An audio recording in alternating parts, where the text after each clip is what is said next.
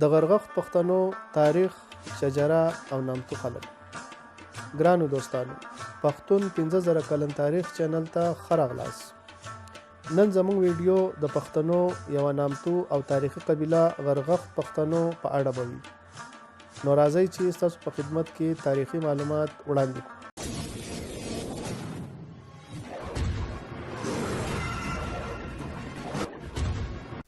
زموږ چینل سبسکرایب کړئ چې راتلونکي وخت هر نوې ویډیو ستاسو سره شریکه شي. غرغښت پښتانه. غرغښت د پښتنو په قبیلو کې یو مشهور ټولنیز ګروپ دی چې په دغه ټولنیز ګروپ پورې یو شمېر قبیلې، ښاخونه، څانګې، خیلونه او پښې تړلي دي. غرغښتي قبایل. دا قبایل د خپل نیکه غرغښت نیکه چې د قیس عبدالرشید دویم زوی دی په نامه غرغښتي یادېږي. ویل کېږي چې غرغښت نیکه د 388 هجري اسلامي کلونو شاوخوا لا ژوندی و. د غرغښت 3 زامن وو: اول دانی، دوهم بابی او دریم مندو. په دوی کې د دانی اولاده مهمه ګڼل کېږي. د دانی په اولاده کې مهمه قبیله د کاکړو ده. د کاکړو قبیلې 2 څانګې دي. اوله د سرسخیل یا سنځرخیل څانګه، دوهمه د سنټیا څانګه. تایمني د دکن حیدرآباد حکمرانه کورنۍ هم کاکړه ده. د غرغښت دوهم زوی بابی د دې قبیلې خلک په قلات کې آباد دي او ځینې د کوټې شاوخوا هم میشته دي. د جوناګړ نوابان د دې قبیلې څخه وو او په دوی پورې مربوط دي.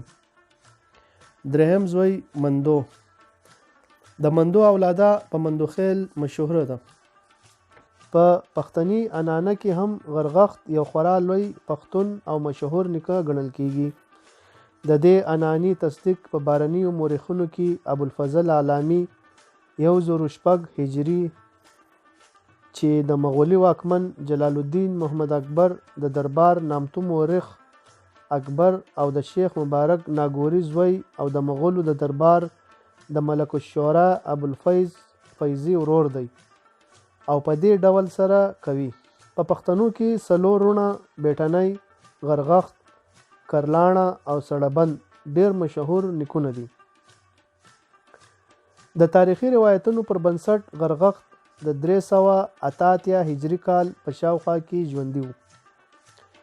پروفیسر ولی محمد خان سیال کاکړ په خپل مشهور اثر پښتو او پښتانه په سهیلي پښتونخوا کې د غرغښتي پښتنو په اړوند داسې لیکلي دي: غرغښت په اصل کې له 2 کلمو نه مرکب دی چې غر او غښت، او دغه زړه اریایي کلمه د ګورګښت، ګرګښت او غرغښت نه راوتلې ده چې معنی د غرو ګرځېدونکي یا په بله ژبه د غرو اوسېدونکي، او موږ غرغښتیان د غروال او د غرزیو په نومونو سره هم یادولای شو. غرغښتي پښتانه نه یوازې دا چې په افغانستان، سهیلي پښتونخوا او پښتونخوا کې میشته دي، بلکې د پاکستان د پنجاب په چهجه او هزاره او هندوستان کې هم ډیر شمیر غرغښتیان میشته دي. څنګه چې ویل سوي چې د غرغښت 3 زامنو: دانی، بابی او مندو، او په دوی کې د دانی اولاده مهمه ګڼل کېږي چې مشر زوی هم هو. د دانی په اولاده کې بیا مهمه قبیله د کاکړو ده. د دانی بیا 4 اولادونه وو: کاکړ، ناغر، پني او داوی. او د کاکړ یا د کاک نیکه په اولادو کې بیا د 6 زامن وو. او د کاکړ یا د کاک نیکه په اولادو کې بیا تارن، عیسازی، سامخیل، یونسخیل، موساخیل، نرغری، سرګړی، دمړیدو خیل، حلال خیل، حسین خیل، کیپ، سورانی، ختن خیل، چرمی خیل، پندار، یعقوبزی، تفت، زلموزی او مکران. په دې په اولادو کې بیا د یعقوب او د زلموزي اولاده مهمه ده. د یعقوب په اولادو کې بیا زفخزی، جدرام، شیرداد. او د زلموزي په اولادو کې بیا شادي خیل، حفرخیل، مندوزي، تاجوزي. او د حسین بن جدرام بن کاکړ بن دانی بن غرغښت د ده بیا 4 اولادونه آدم، سنام، عمر او حسام. او د بابکر د حسین ورور بن جدرام بن کاکړ څخه بیا 2 اولادونه الیاس او منت. او د یعقوب بن کاکړ څخه بیا یونس خیل، سالار خیل، سنجر یا سنجرخیل. د دانی درهم زوی د پنی په اولادو کې بیا دیپالو. د دیپال په اولادو کې بیا ملیزی، عمرخیل، ممیزی، مردودخیل. او د صافی بن پنی په اولادو کې بیا مسعود، گربز او کنداری. د ناغر اولادو کې بیا انس، ترک، پرمن، دمس، عبدالرحمن، صلاحی.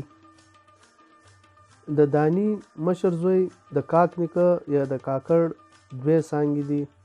اوله سرسخیل یا سنځرخیل ده او دوهمه سنټیا.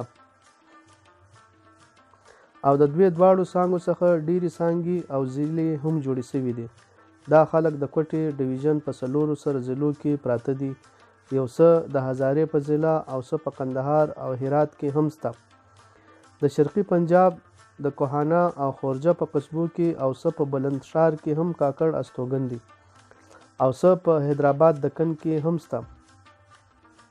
هیبت خان کاکړ چې د خان جهان لودي له پلوه د سمانه حاکمو او د مخزن افغاني په تاریخ کې ډیره برخه لري. د کاکړو د سنټیا څانګې سره تعلق لري.